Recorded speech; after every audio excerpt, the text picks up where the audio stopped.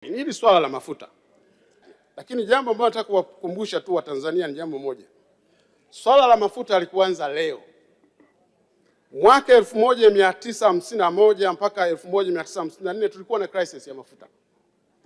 Kwa wale ambao wanasoma historia, nilikuwa sijaizaliwa wakati, lakini historia inaonyesha kwamba kulikuwa na Badani crisis. Kulikuwa na tatizo kubwa sana. Mwaka 1973 tulikuwa na crisis ya mafuta kwa ajili ya nchi za OPEC. Kulikuwa na mgogoro mkubwa sana na Marekani. Lakini mwaka 1979 tulikuwa na crisis nyingine tena ya mafuta kutokana na Iranian Revolution. Lakini mwaka 1990 kwa wale ambao wanafuatilia historia, tulikuwa na mambo ya Kuwait, Iraq kuivamia Kuwait. Tulikuwa na crisis nyingine. Miaka ya 2000 tulikuwa na crisis kati ya 2003 mpaka 2008.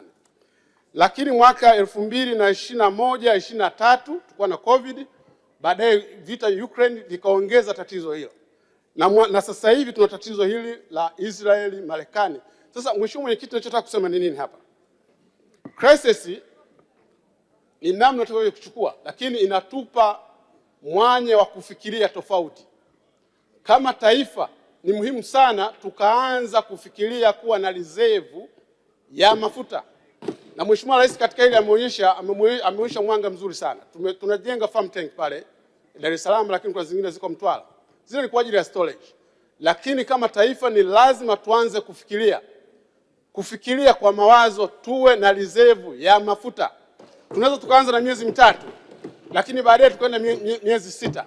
Ni kwa nini mheshimiwa mwenyekiti ni muhimu sana? Tunapokuwa na dira tunapoiendea hii dira yetu 2050, growth yetu ambayo tuna project lazima iwe kwenye 10+. Maana yake hatuwezi kuafford shocks kwenye uchumi wetu za mara kwa mara au 100%. At least lazima tujikave maybe 40% au 50%. Kwa ni lazima tuwe na reserve. Na Mheshimiwa Waziri Mkuu katika ile atusaidie kucoordinate, kwa sababu tusianze na kufikiria fedha.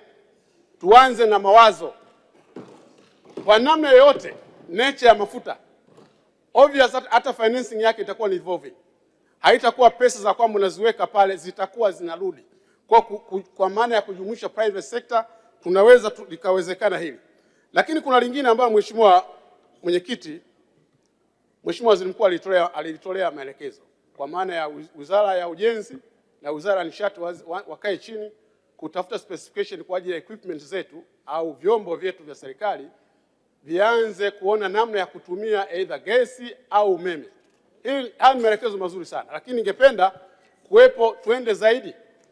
Lazima kama taifa tujiwekee mpango kwamba tunaanza pengine usafiri wetu wa public, mabasi haya, pengine ndani ya miaka 10-15 tuone 50% au 70% tuanze kutumia either gesi au umeme ama mabasi haya.